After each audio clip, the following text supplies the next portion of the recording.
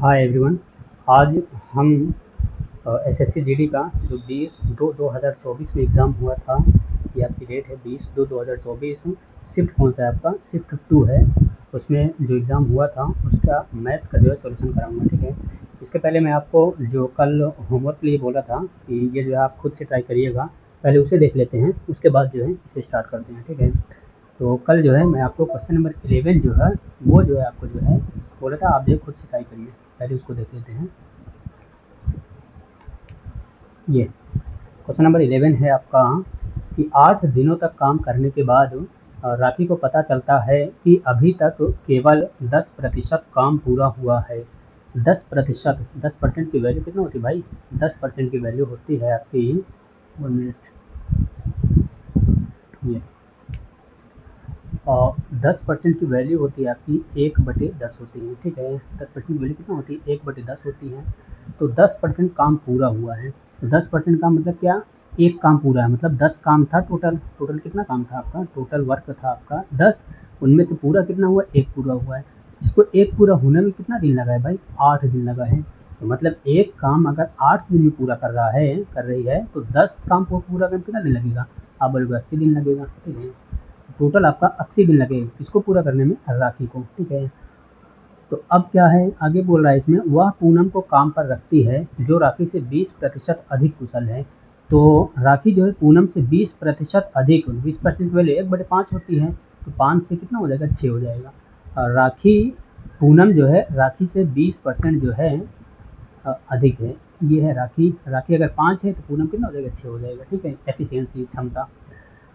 तो क्या मतलब है कि राखी एक दिन में 5 काम कर रही है तो पूनम कितना करेगी? एक दिन में 6 काम करेगी, ठीक है। तो क्या बोल रहा है? शेष काम को पूरा करने में उन्हें कितने दिन और लगेंगे, ठीक है। कितना और एक्स्ट्रा दिन लगेगा ये पूछ रहा है, ठीक है भाई। अब यहाँ से देखो, जो पूनम है, पूनम जो है टोटल काम कितने दिन पूरा कर रही है? 80 दिन में जो है पूरा काम फिनिश कर दे रही है। और पूनम एक दिन में कितना काम कर रही है भाई? पूनम में राखी, सॉरी राखी का है। राखी जो है 80 दिन में जो है टोटल, ये देखिए राखी का है ना, राखी का, राखी जो है 80 दिन में टोटल काम पूरा कर दे रही है। तो राखी एक दिन में 5 काम कर रही है, तो 80 दिन में कितना काम करेगी भाई? 80 दिन में करेगी आपका 8 पंचे 40, 400 काम करेगी। तो टोटल काम कितना आ गया आपका? 400 काम आ गया, ठीक है। अब इस 400 काम में से 10% काम पूरा हो गया है, ठीक है। 10% काम पूरा हो गया 400 काम में से। तो 400 का अगर 10% निकालेंगे तो 40 आएगा। तो 400 में से 40 काम पूरा हो गया है, तो बचेगा कितना काम? 360 काम बचेगा। अब ये 360 काम को बोल रहा है कि शेष काम को पूरा करने में, बस यही शेष काम बचा है, इसको पूरा करने में कितने दिन और लगेंगे। मतलब अब जो है दोनों मिलकर काम करेंगे, तो जब दोनों मिलकर काम करेंगे तो भाई एफिशिएंसी कितना हो जाएगी? इसकी 5 है, इसकी 6 है, दोनों मिलकर कितना हो जाएगा? 11 हो जाएगा। अब ये कितना टाइम लगेगा? समय बराबर क्षमता बटे कार्य बराबर, क्षमता बराबर कार्य बटे समय होता है। तो समय बराबर क्या हो जाएगा? कार्य बटे क्षमता हो जाएगा। कार्य कितना है? 360, और बटे क्षमता कितनी? 11। ऐसे भी कर सकते हैं आप, वैसे तो जानते ही होंगे। 360/11 हो जाएगा, ये हो जाएगा आंसर आपका, ओके। चलिए अब जो है आपका हम आज स्टार्ट करते हैं आपका वो सेकंड शिफ्ट जो है उसको देखते हैं आपका।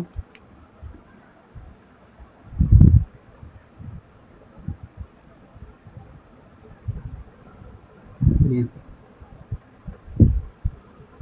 फर्स्ट क्वेश्चन देखते हैं इसमें कि 70 सेंटीमीटर आधार की त्रिज्या और 14 सेंटीमीटर ऊंचाई वाले बेलन का वक्र पृष्ठीय क्षेत्रफल ज्ञात कीजिए।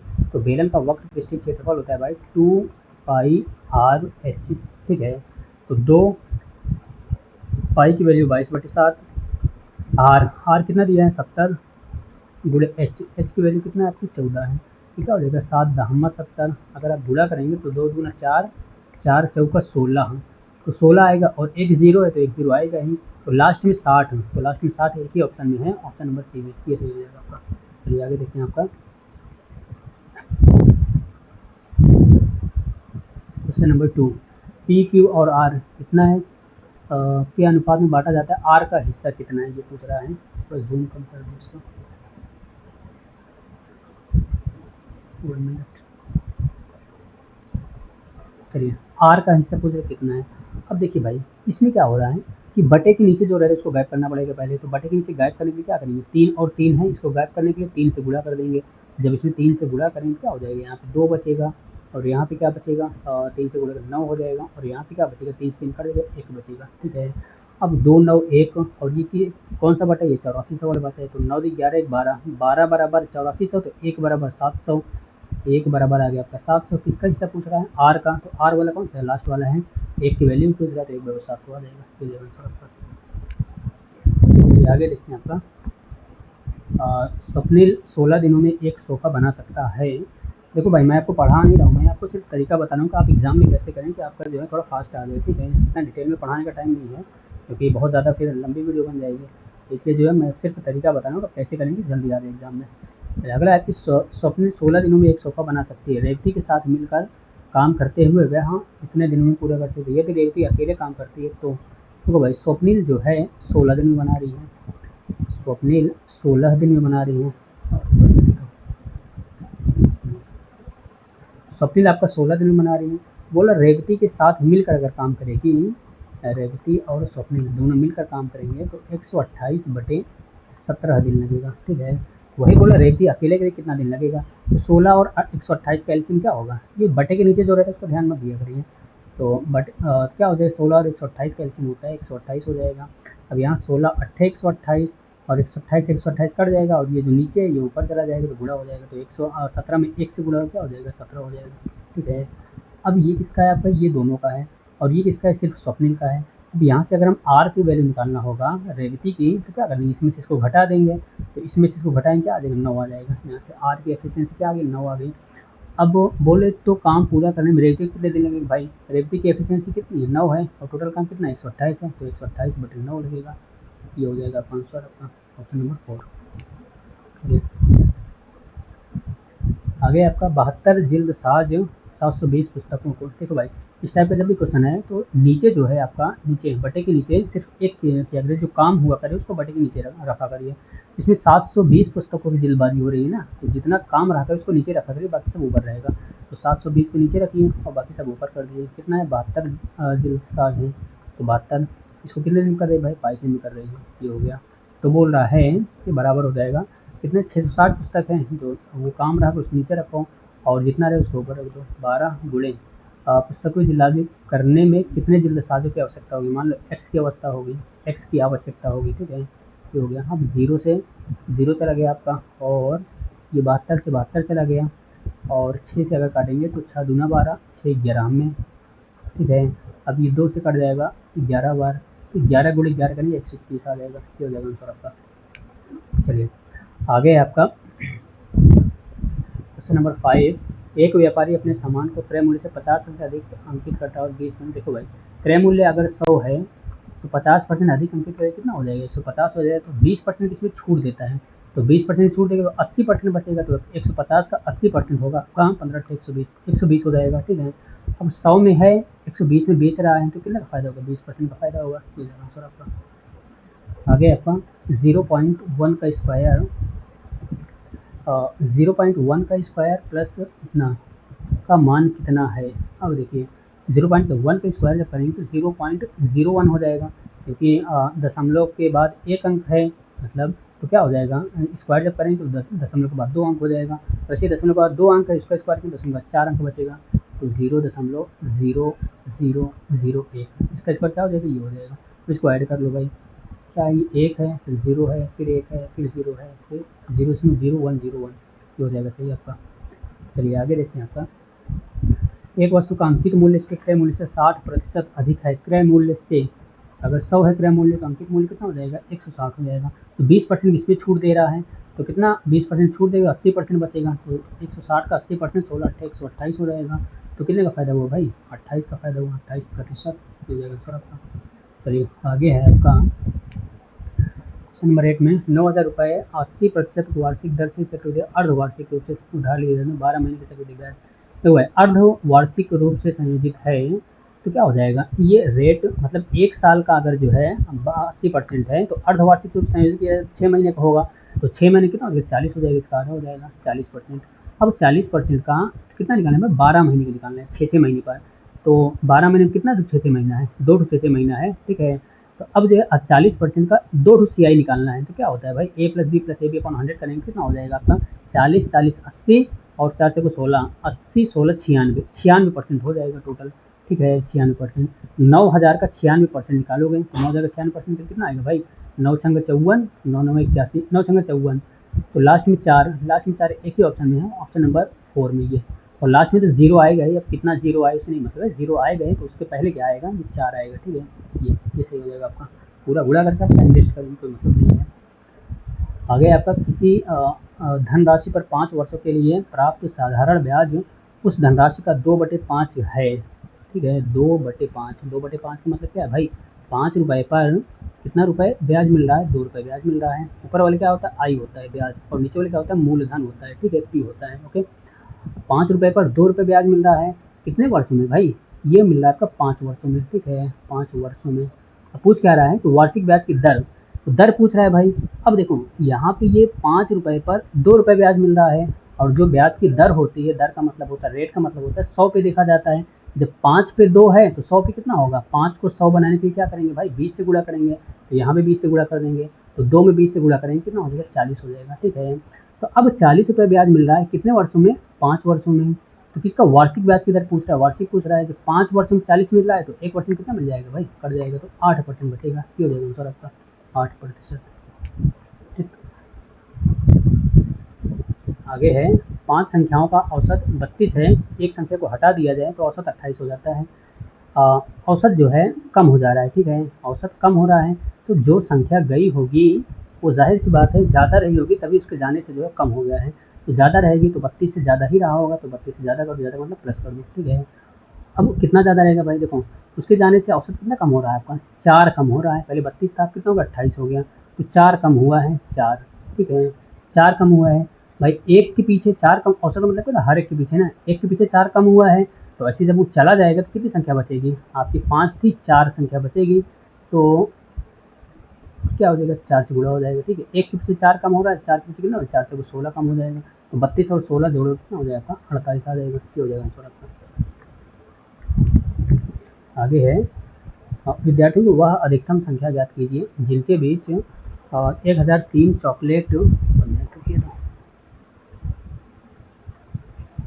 चलिए, विद्यार्थियों की वह अधिकतम संख्या ज्ञात कीजिए जिनके बीच 1003 चॉकलेट बांटी जा सकती, प्रत्येक विद्यार्थियों को समान संख्या में मिले। अब देखिए इसका जो HCF निकालना है, HCF मतलब मात्रा निकालना है। ठीक है, समान संख्या में बोल रहा है।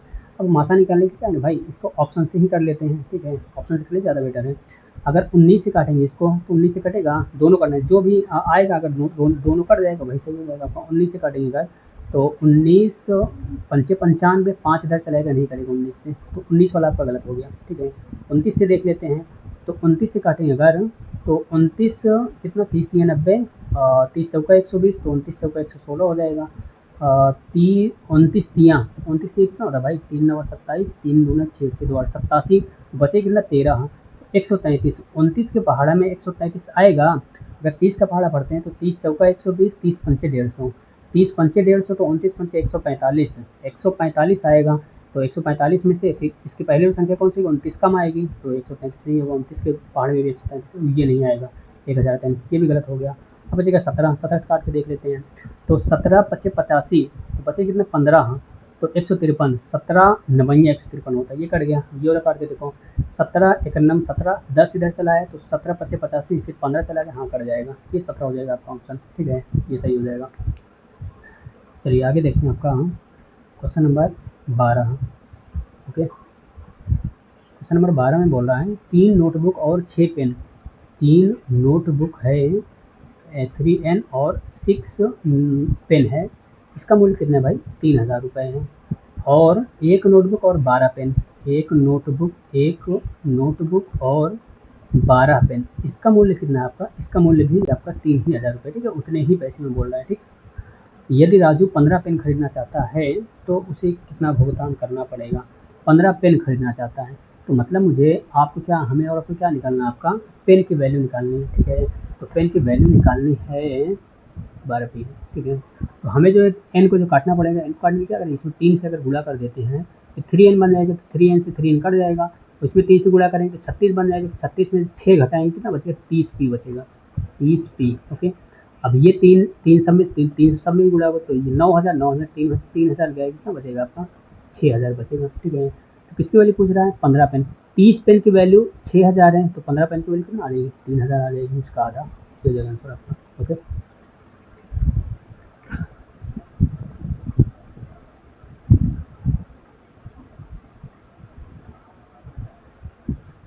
चलिए आगे देखते हैं आपका क्वेश्चन नंबर 13। यदि 6 पेन का क्रय मूल्य 5 पेन के विक्रय मूल्य के समान है तो लाभ या हानि। 6 पेन का क्रय मूल्य 5 पेन के विक्रय मूल्य, देखो वैसे दूर वाले के साथ चला जाता है। ये क्रय मूल्य जो जिसके साथ नहीं रहेगा उसके साथ चला जाएगा। ये क्रय मूल्य, ये मतलब क्रय मूल्य कितना आपका 5 है और विक्रय मूल्य कितना है? 6 है। तो 5 में खरीद रहा है, 6 में बेच रहा है, तो फायदा नुकसान होगा? फायदा होगा। एक का फायदा किसके? 5 में खरीद रहा है तो बटे 5 गुणे 100 बराबर क्या हो जाएगा? 20% आ जाएगा। ठीक है, ये ऐसे कर लिया करिए। अब नहीं देखिए ऐसे होता है, नहीं समझ में आए तो। और 6 पेन का क्रय मूल्य तो 6 CP बराबर 5 SP बताया ना कि दूर वाले के साथ चला जाता है। अब यहाँ से अगर CP और SP का अनुपात निकालेंगे क्या हो जाएगा भाई? SP इधर आ जाएगा और ये 6 इधर चला जाएगा, 5/6 हो जाएगा। तो CP बराबर क्या आ गया? 5 आ गया। SP बराबर क्या आ गया? 6 आ गया। वही चीज़ आया ना, दूर वाले के साथ चला जाता है। तो 6 पेन का क्रय मूल्य बोल रहा है 5 पेन के विक्रय मूल्य के बराबर है। ठीक है, ये 6 जो है क्रय मूल्य के साथ, विक्रय मूल्य के साथ चला जाएगा उसके साथ, और ये 5 जो इसके साथ चला आएगा। ठीक है, दूर वाले के साथ चला जाता है, ध्यान रखिएगा। चलिए आगे देखते हैं आपका 32 से पहले की सभी अभाज्य संख्याओं का औसत कितना है? 32 से पहले की मतलब 2 से स्टार्ट करते हैं। सबसे छोटी अभाज्य संख्या और 2 ही होती है। 2, 3, 5, 7, 11, 13, फिर 17, फिर 19, फिर 23, फिर 25, 2 27, 2 29, 29, 2 31। ठीक है, ये अब इसको जो ऐड करते हैं क्या हो जाएगा? 2, 3, 5, 5, 10, 7, 17, 1, 18, 3, 21, 7, 28, 9, 9 और 17, 37, 3, 40, 40, 40, 10, 50, 50 का 0 हासिल 5, 5, 5, 5, 1, 6, 7, 8, 9, 11, 2, 13, 3, 16, ये 16 आ गया बटे किसमें कितनी संख्या है भाई? ये 4, 4, 3, 7, 7, 2, 9, 9, 2, 11, 11 संख्या है। ये कट जाएगा है 11 एक करना में 11, 5 इधर चला है, 11 से कुछ 44, 14 दशमलव कुछ एक ही ऑप्शन में है, वही सही हो जाएगा आपका। ठीक, चलिए आगे देखते हैं आपका क्वेश्चन नंबर 15 में। दो संख्याओं का गुणनफल इतना है, उनका महत्तम समापवर्त कितना है? तो इसका तो डायरेक्ट फार्मूला आता है भाई, डायरेक्ट काट दोगे। देखिए कैसे आता है, 18/180 आ जाएगा। तो ये क्यों हुआ? देखिए भाई संख्याओं का गुणनफल बराबर होता है मासा गुणे लासा। मासा कितना है? 4, गुणे लासा कितना है? x। मान लीजिए कुछ नहीं पता है तो ये कट जाएगा आपका, तो डायरेक्ट यहीं से काट लेते हैं। ठीक है, 180 आ जाएगा आपका। आगे देखते हैं आपका क्वेश्चन नंबर 16। एक गोले की त्रिज्या में 50% की वृद्धि की जाती है तो गोले के आयतन में कितने प्रतिशत की वृद्धि होगी? त्रिज्या में 50% की वृद्धि, तो त्रिज्या में 50% की वैल्यू कितना होती है? 1/2 होती है। ठीक है, तो 1/2, 2 का मतलब क्या? 2 था तो 3 हो गया, 1 बढ़ जाएगा 3 हो जाएगा। तो आयतन में, तो आयतन क्या होता है भाई? आयतन होता है 4/3 पाई r क्यूब। r क्यूब होता है तो ये क्यूब करना पड़ेगा। तो 2 का क्यूब 8 और 3 का क्यूब 27, तो 8 से 27 हो जाएगा। तो 8 था, 27 हो कितना बड़ा? 19/8 गुणे 100। ओके, अब इसको करेंगे अगर तो 4 दूना 8, 4 25 में 100। ठीक है, 25 में 100 और 25 गुणे 19, 25 गुणे 20 करेंगे तो कितना होगा? 25 गुणे 500, 500 में 25 घटेगा तो 475, 475 का आधा होगा 237.5, ये हो जाएगा आंसर आपका। ठीक है, चलिए आगे है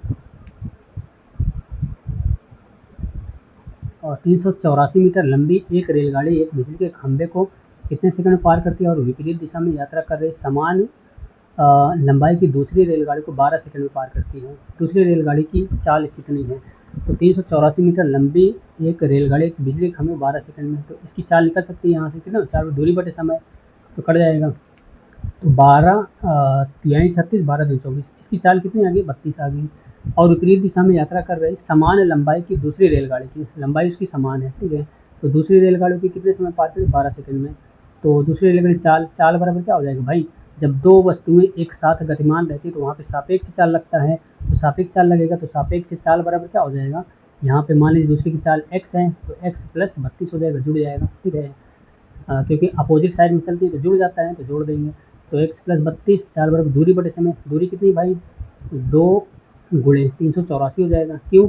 क्योंकि ये 384 इसकी भी है और दूसरी वाली जो रेलगाड़ी उसकी भी 384 है, तो 384 और 384 जुड़ जाएगा तो क्या हो जाएगा 2 गुणे 384 बटे ये कितना हो जाएगा 4 बटे दूरी बटे समय। समय कितना लग रहा है आपका 12 ही लग रहा है, तो 12 कर दो। ठीक है, अब यहाँ से अगर x की वैल्यू निकालते हैं तो कितनी आ जाएगी, 2 से कट जाएगा, अगर 2 छंग 12, ये कट जाएगा 6 से, 6 छंग 36, 6 को 24, 64, 64 में से 32 आएगा तो 32 बचेगा, हो जाएगा आंसर आपका 32 मीटर प्रति सेकेंड। ठीक, आगे आपका x का 45% y के 15% के बराबर है, तो दूर वाले के साथ चला जाता है, बताए हैं। अगर इसको काट देंगे अगर तो 15 का 15, 15 3 45। ठीक है, x की वैल्यू क्या हो जाएगी 1 हो जाएगी, y की वैल्यू क्या हो जाएगी 3 हो जाएगी। x बराबर 1, y बराबर 3, तो 1:3 हो जाएगा। आगे, एक मेज का विक्रय मूल्य और 75 है, यदि लाभ प्रतिशत 25 है तो मेज का क्रय मूल्य मतलब इसमें जो है 25% का लाभ शामिल है, तो वही 25% लाभ अगर निकल जाता है तो क्या बचेगा आपका क्रय मूल्य बचेगा। तो वैसे क्या कहते हैं भाई, एस पी से अगर सी पी निकालते क्या बताएंगे, उल्टा हो जाता है, तो 100/125 हो जाएगा। ठीक है, तो इसको काटते हैं अगर तो 125, 25 पंचे 125। ठीक है, 25 पंचे 125, 25 चौका 100, इसको काट लेते हैं, 5 से इसको काट लेते हैं। ठीक है, 5 एकन्नम 5, एक इधर चलाया 5 3 15, 3 इधर चलाया 5 7 35, 55 25। ठीक, 4 5 20, 4 7 28, 2 30, 4 3 12, हम 12 3 15, तो लास्ट में 500, लास्ट में 500 एक ही ऑप्शन में ये सही जाएगा आपका। ठीक, आगे है आपका किसी संख्या के 20% का 25% 250 के बराबर है, तो उस संख्या का 35% कितना है। मान लीजिए संख्या x है, x का 20%, 20% वैल्यू 1/5 का 25%, 25% वैल्यू 1/4, तो किसके बराबर है आपका 250 के बराबर है। तो संख्या का 35%, 35% वैल्यू कितना होती है भाई 5 से 35, 5 में 100, 7/20 होती है। ठीक है, तो x का 7/20 निकालना है, तो x का 1/20 250 है, तो 7/20 क्या करेंगे 7 से गुणा कर देंगे, तो 25 सत्ते करो कितना है 150 तक किया जाएगा आपका आंसर। ओके, वीडियो अच्छी लगे तो लाइक सब्सक्राइब और शेयर कर दीजिएगा। चलिए मिलते हैं नेक्स्ट क्लास में, थैंक यू वेरी मच।